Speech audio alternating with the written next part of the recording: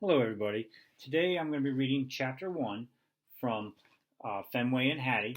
And when we're done, I want you to be able to post a video to Class Dojo telling me who you think the main character is and what do you think is happening so far in this story. So I'll begin now. Thank you. Chapter 1. As soon as we get off the elevator, I know something is wrong. Our apartment has no mat in front. The muddy boots and fake flowers are gone. The doorway looks empty, abandoned, like nobody lives here. Who took our stuff? Intruders? Strangers? Squirrels. Fetchman opens the door and I race inside. Nose to the floor, I sniff for clues. But all I smell are Food Lady, Fetchman, and Hattie, my own family. I rush into the eating place. Apparently, Food Lady is not aware that things are missing. She gives me a quick pat, then sighs like she has a big job to do. She's completely focused on a pile of boxes. Packages. My tail goes nuts. I stick my snout in the closest box and begin rooting around. But it smells boring, like old teacups. Not new and exciting like a package. Fenway? Food Lady scolds. That's human fur. You're in trouble. My ears droop, and I back away. I was only doing my job. Packages must be inspected. What if they're hiding something dangerous or delicious? Fetchman smiles and kisses Food Lady's cheeks.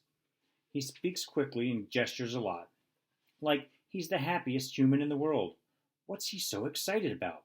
Isn't he worried that our stuff has been stolen? Good thing my humans have a Jack Russell Terrier on patrol. We're obviously in terrible danger. There's so much to do. I keep sniffing around, but I do not find one single clue, and no tasty crumbs or yummy drips either. Food Lady wraps noisy paper around the dishes and tucks them into a big box. She grabs crinkly bags of chips and pretzels and cookies, cans and jars too. Pretty soon, the cabinets are cleared out. Hey, wait a minute. What are we supposed to eat? I must warn my short human. I race to her room, barking the whole way. Bad news, Hattie. We're gonna starve. But when I get there, she's surrounded by boxes too, and she looks miserable. Probably because she couldn't come to the dog park. Hattie loves playing ball and chase as much as I do.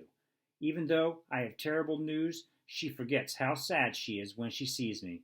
Fenway, she sings in her sweet voice. That means here's a treat.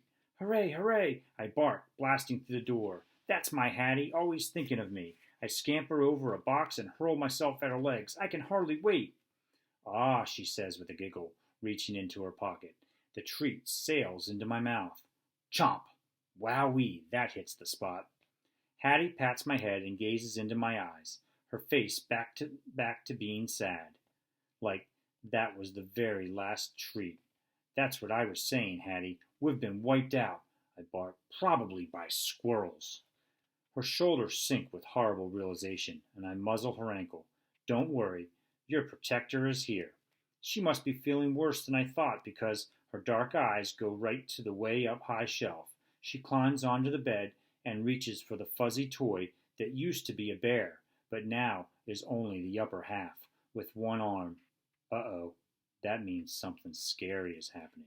Like a stormy night with rain and boom-kabooms. Hattie pulls the used-to-be bear off the high shelf. She clutches it to her chest.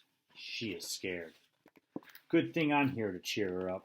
As she's stepping down, I snatch the used-to-be bear from her arms. I zip around the bed and fly over a box. Hattie's on my tail, laughing. Hey, she says, reaching out her arms. I'm just beyond her grasp. I'm hopping through a pile of shoes when I stumble over something hard. Ouch! My bedtime hairbrush. What's it doing on the floor? Sensing opportunity, Hattie lunges. Drop it, she shouts in a voice that sounds anything but angry. She's fast, but I'm faster, and I spring onto the bed, and I bury my nose in the rumpled blankets. They smell like mint and vanilla, just like she does. Hattie flops down beside me, smiling. She takes the used-to-be bear and grabs me tight. Best buddies, she coos. She kisses my brown paw and then my white paw, and she showers my neck with kisses. It's our favorite snuggle game. I slobber her cheek as she giggles. She's the best short human ever. First lady appears in, Food lady appears in the doorway. One hand's on her hip, the other's pointing at boxes. Hattie, she scolds. Hattie's smile disappears as she bolts up. I hop off her chest. She smells worried. I know how she feels. I wait for Food Lady to start yelling in a bossy voice. But instead, the words I hear are Hattie's. She sounds anxious. She picks up the long jump rope that she brings to the place where short humans with backpacks go. She shows Food Lady a card. I catch a whiff of hardened frosting from the time a pack of short humans invaded, and I warned Hattie that her treats were on fire. As Hattie goes on, Food Lady's angry face gets softer and softer, until it's turned to sad. "Oh, baby," she says in a soothing tone, and she sits next to us on the bed. Hattie leans into her arm. Food Lady strokes Hattie's bushy hair. I nuzzle in under Food Lady's hand. "I could use a few strokes too, you know," I whimper, "right behind this ear." Food Lady rocks us gently the way she did when Hattie's knee was hurt. She gives us both a pat and gets up. "Okay," she asks. Hattie nods and sniffles a few times. "Okay," she says, but I know she's still worried. Hattie's sad and scared and packing things. It reminds me of something. But what? If only I could think of it. When Food Lady's gone, Hattie tosses the jump rope into a box, then clothes, whoosh, and shoes, clunk. She picks up the used-to-be bear and squeezes it tight. And then I remember what this reminds me of. It was right before Hattie disappeared for 2 whole nights. And something terrible must have happened to her because when she finally came back, her clothes smelled horrible, like burnt marshmallows and squirrels. Oh no, could it be happening again? I knew something was wrong. Hattie is leaving. Hattie is leaving. I sprang up and run in circles. She can't go, at least not without her loyal dog. Hey, if I stick by her side, she'll have to take me with her. Wowee, it's the best idea ever. As Hattie turns from box to box, I'm on her like fur. When she closes the last one, she heads for the door, and I beat her to it. She leaps over me, and I chase her to the eating place. Food Lady's standing at the counter, licking her fingers. She looks up and holds out a white bag that smells like donuts. "Breakfast!" she calls. "Yippee!" I bark, racing to Food Lady's feet. Hattie squeals, then grabs the bag and crinkles it open. I leap on her legs and lick my chops. Hattie bites into a squishy donut. A lovely glob of goo drops right into my mouth. Vanilla. I swallow quickly. "More, please," I bark, jumping on her legs again. Hattie giggles, but when Food Lady crosses her arms, she stops. Right then, a rattling sounds at the front door. "Intruders!" I charge into the lounging place as the door swings open. I'm ready to pounce. "It's Fetchman." He was gone? I spring up and paw his knees. "I missed you so much," I bark. "Is it playtime? Is it playtime?" But he's all business, and he's not alone. A group of large strangers follows him in, one after the other. They come through the door, reeking of coffee and sweat. It's a suspicious combination, and Fetchman is not making any move to stop them.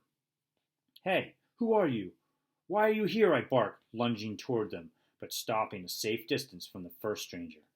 He's a lot bigger than Fetchman. "Shh," Fetchman says. He grabs me by the collar and pulls me to the far side of the room. "Watch out," I bark. "These guys are probably dangerous." As if to prove my point, the very large strangers begin lifting the boxes.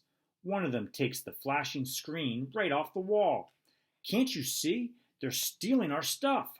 I bark, wiggling and kicking. "Let me go! Let me go! I must be free to do my job." But my warnings aren't doing a bit of good.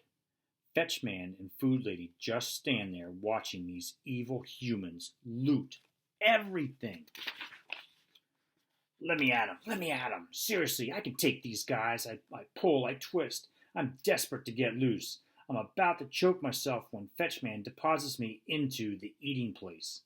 Can't see what's happening, I bark. If you ever needed a dog to protect you, it's now.